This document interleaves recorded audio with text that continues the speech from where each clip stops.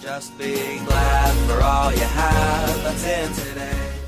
Hey everyone, Connie here, and welcome to my blind reaction to One Punch Man, Season 2, Episode 5. So yeah, we're here with another episode of One Punch Man, and continuing presumably off from where we left. With Garo attacking Metal Bat in the middle of Metal Bat's fight against Sentachoro. And Metal Bat, in Season 1, I don't know if I mentioned this fully last time, so I just want to say it here.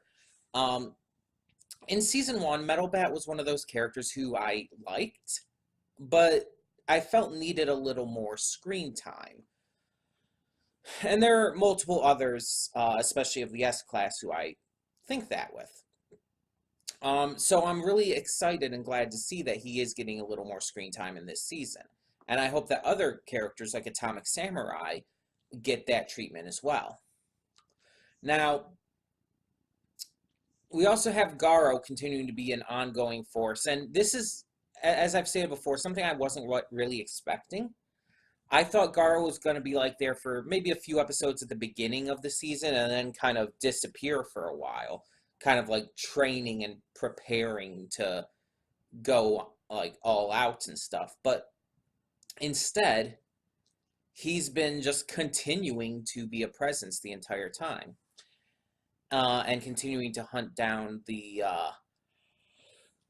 excuse me, continuing to hunt down the pros without letting up. And not really how I expected it to go down. I thought, again, he was going to be, like, saved for later, mostly. But no, they're really just going into it, which, I mean, I guess is fine. I have no real issue with that. But yeah. Yeah. Either way, we're really just building up things here. Even though we know, like, Saitama is obnoxiously OP to the point where not even Garo clearly stands a chance. Granted, to be fair, Garo wasn't expecting Saitama to be able to take his hit and everything. But even so, we know that Saitama, I mean, that's literally his character, to be the most overpowered being in existence. That is literally the point of his character.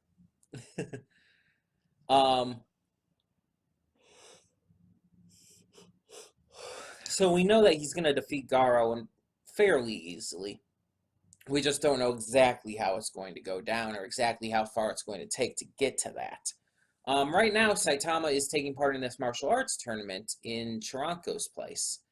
And we found out last episode that apparently Garo had attended in the past, I guess the past year, under the guise of this, like, Wolfman mask and stuff. While the real one was, like, found beat up and unconscious. And so we see that the, I guess, organization has declared that you can't wear disguises or pretend to be someone else or anything. You have to basically be very open about who you are from now on. And of course that gets Saitama a little concerned because he's pretending to be Chiranko. Excuse me. Sorry about all of that. But we also saw there's this other guy who's starting to come in and everything, who's this, like, more classic style looking martial artist. And I'm wondering what his deal's going to be. So we're going to have to look into that as well. But yeah, so far this season's been fantastic. It's been everything I would want a season 2 of One Punch Man to be. Just, again, the only downside is the arts and animation isn't as good, but it's still good, and the writing, characterizations, all of that is actually, I would say at this point, even better than Season 1's. So, yeah, hopefully it continues down this route, and I guess we'll just see. So, when the screen fades to black, pause this redirect and go to the description below. Follow the link to the reaction, and after you watch it, come back here to the redirect and resume play. I don't know why I'm yawning so much. Because after it fades black and then fades back in, everything from that point forward will be my afterthoughts and will contain spoilers to the episode. So that being said, thank you so much for tuning in, and I will see you at the reaction. And we are back, and we'll begin with spoilers in 3, 2, 1, now. Okay, so there's a couple aspects to this episode to discuss. I'm going to start with the martial arts stuff because it seems like the least important thing going on right now. So Saitama's competing in the martial arts tournament that has just begun. And we've really only seen the results of 2 matches. Lightning Max, who we have met before and everything, he has defeated Ring Ring, who we unfortunately didn't get to see actually compete, and which sucks because I wanted to see her compete. She was cute.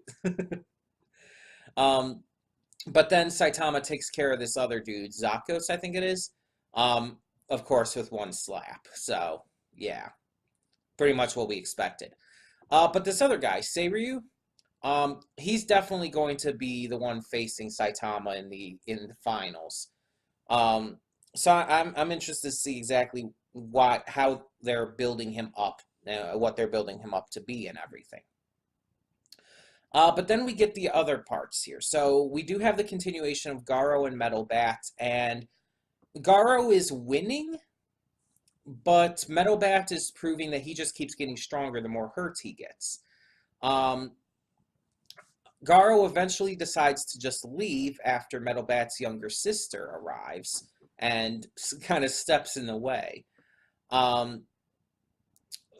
Metal Bat's taken way too much hits, or way too many hits, way too much damage, and just a slap from his sister sends him down, and he's just out of commission. But we find out that Sentachoro hadn't been working alone. Apparently, Sentachoro had been working with a couple other monsters who had just popped up around the city, and they're starting to wreak havoc and take down all of these heroes. And apparently, Phoenix Man had given this invitation to Garo. Apparently, they're from the villain, or the monster organization. Kind of an antithesis to the hero organization. So there is an organized set of monsters, and they're starting to make their move. We see that there's this big organized attack. It started with the the centipedes, Senta Kohei, Senta Senpai, and now Sentachoro. Started with them and their partners and everything, except Sentachoro didn't have a partner like the other 2. And then it went into all these others who are appearing. The geisha chick, the BDSM girl, and all the others we saw. One of them kind of looked like Whiscash from Pokemon, which is hilarious to me. I get the reference, by the way. I know it's not just Whiscash. I understand that. But yeah, it's like all of these monsters showing up at once, and they're all dominating. This is a coordinated attack, which means that obviously this monster organization isn't just a bunch of monsters joining together. There's got to be a leader. There's got to be someone guiding them. And that's going to be interesting to see for the future of the series. Now, we also get the return of Fubuki, Blizzard. She returns right near the end to start taking on the enemies along with the Blizzard group. And yeah, they're just arriving. But obviously from the preview for the next episode, the little still shot we got, Tatsumaki's going to be appearing too, and it's about fucking time. 6 episodes into the season, and we're finally getting Best Girl. I can't wait to see. I can't wait to see that. And hopefully she's going to appear in order to either work with her sister or maybe steal her sister's spotlight.